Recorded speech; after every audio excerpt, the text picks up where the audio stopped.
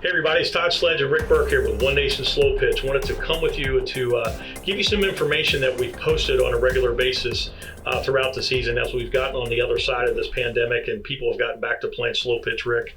But some things we wanted to make sure that our teams and our members have some clarification, especially managers, with specific details as we get into the 2020 postseason play.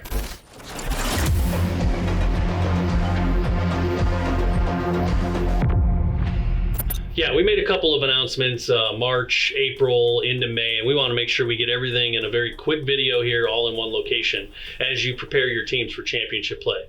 The first thing that we wanted to make sure you're aware of is that there is no uniform requirement. So our rule book specifies for states, nationals, and worlds that we have a uniform requirement. So there is no uniform requirement that's going to be enforced this year at any of our nationals or World Series events. So teams don't have to worry about, getting those extra uniforms. We know that some teams were struggling with getting extra orders in and things like that. So no uniform requirements are going to be in play this year. The second thing was qualification for our World Series events. Normally it's 2 qualifiers plus mandatory states. We've waived all those qualification requirements. The only caveat to that is that if you haven't played any One Nation events up until August 1st, you must have your team and at least 10 players on your roster by August 1st to be eligible for World Series play. The third thing is points. We decided that with some areas of the country not being able to play up until certain times, some areas still not being able to play, we didn't want that to hinder any teams with their seeding when coming to World Series if they haven't played yet. So we've done away with points. We've done away with seeding. We did talk a little bit about rewarding teams that have played nationals, that have played states, and seeding them in groups of 3s and pods, and we'll get into a little bit more of that, talking about that with World Series. But the biggest thing we wanted to talk about is we're getting a lot of questions on what does roster lock mean. Exactly. On our calendar, in our bylaws, we talk about roster lock being June 1st. We pushed that 30 days. So July 1st, we just hit that recently here. So that's in the rear view. Roster lock for a lot of associations might mean something completely different.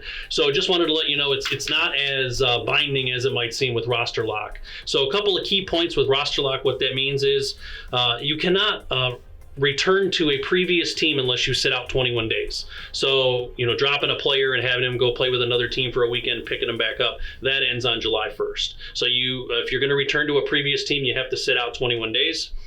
Players can only be released 2 times for the rest of the season. Right. So from July 1st on, you can only be released twice. Class lock also occurs on July 1st. So if you're an E player playing D, you could have dropped back down and been an E player, but once you hit July 1st, you're locked and you're going to be that next class up.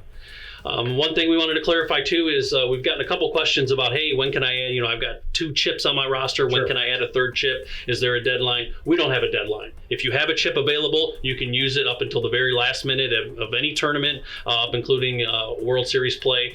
If you have a chip and he can't go to a World Series event, you can drop him, pick up another chip.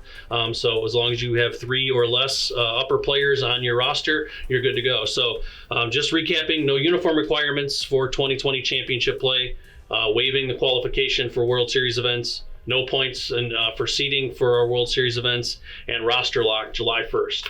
We thank you for playing One Nation. Todd, we're really looking forward to what's about to come up here with Nationals and Worlds. Yeah, absolutely. And again, one of the things I love and being a part of One Nation is the flexibility that we're able to do with these changes to, when you pay a membership, you expect some flexibility and you expect some things that it gives you an opportunity to get on the field in the way that you want to. And we've built that with One Nation Slow Pitch. So again, Rick, thanks for all that stuff. Again, man, I don't know how you keep it straight, but I'm glad you're on my team and doing that. And again, we can't wait for you to get out on the field and join the nation and get the experience that you're looking forward to. We look forward to seeing you at Nationals and Worlds.